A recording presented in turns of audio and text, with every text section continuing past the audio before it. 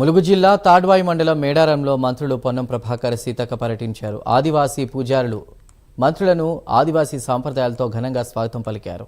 ఇక మేడారంలోని సమ్మక్క సారలమ్మను మంత్రులు దర్శించుకున్నారు. మంత్రి పొన్నం ప్రభాకర్ వన దేవతలకు నిలువెత్తు బంగారం సమర్పించి మొక్కులు చెల్లించుకుంటున్నారు. అనంతరం రవాణా శాఖ మంత్రి పొన్నం ప్రభాకర్ మేడారంలో తాత్కాలికంగా ఏర్పాటు చేసిన బస్టాండ్ను మంత్రి సీతక్కతో కలిసి ప్రారంభించారు.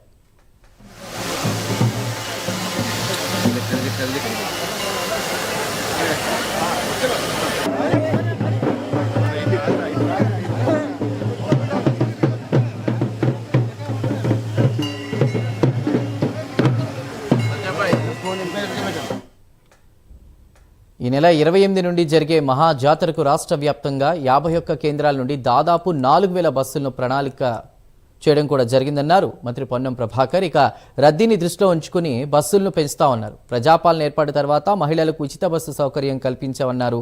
జాతరలో కూడా మహిళలకు సమ్మక్క సారలమ్మలను దర్శించుకోవడానికి తెలంగాణ వ్యాప్తంగా ఉచితంగా బస్సు సౌకర్యం కల్పిస్తున్నామని మంత్రి అన్నారు. రెండు 2026 జాతరకు సంబంధించి ప్రయాణికుల సౌకర్యార్థం ఏర్పాటు చేసినటువంటి క్యూ లైన్ కాంప్లెక్స్లు కానీ ఆర్టీసీ పరంగా బస్సుల యొక్క ప్రయాణికులకు ఏ విధంగా సౌకర్యం ఏర్పాటు చేసినటువంటి అంశం మీద ఈరోజు ఇక్కడికి వచ్చి క్యూ లైన్లు ప్రారంభోత్సవం చేసుకోవడం జరిగింది. సమ్మక్క సారలమ్మ జాతర 2026కు సంబంధించి రవాణా శాఖ తరఫున ఆర్టీసీ బస్సులన్నీ ఉత్తర తెలంగాణ హైదరాబాద్తో సహా అన్ని ప్రాంతాలు 51 కేంద్రాల నుంచి దాదాపు 4000 బస్సులను ప్రణాళిక చేయడం జరిగింది. రద్దీని దృష్టిలో పెట్టుకొని ఇంకా బస్సుల సంఖ్య పెంచాల్సి వస్తే కూడా ఆర్టీసీ సన్నద్ధంగా ఉంది అనే మాట సందర్భంగా మనం చేస్తా ఉన్నాం.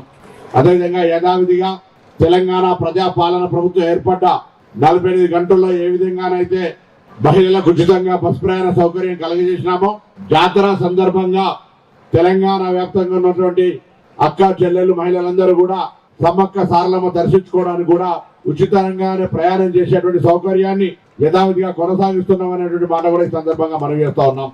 2026 జాతరకు సంబంధించి ప్రయాణికుల సౌకర్యార్థం ఇక ప్రయాణికులకు ఎటువంటి ఇబ్బందులు కలగకుండా క్యూ లైన్లు, షెల్టర్లు, వాష్రూమ్స్ ఏర్పాటు చేశామని అన్నారు మంత్రి పొన్నం. మేడారంలో జాతరకి సంబంధించి ప్రయాణికులు ఆర్టీసీ బస్సులోనే ప్రయాణం చేయాలని, అందరికీ సురక్షిత ప్రయాణం ఆర్టీసీ అని అన్నారు.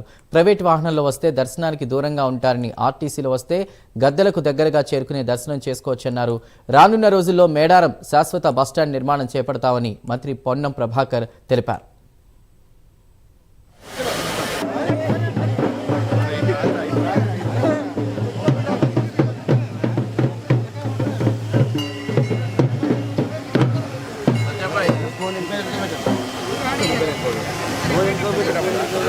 वो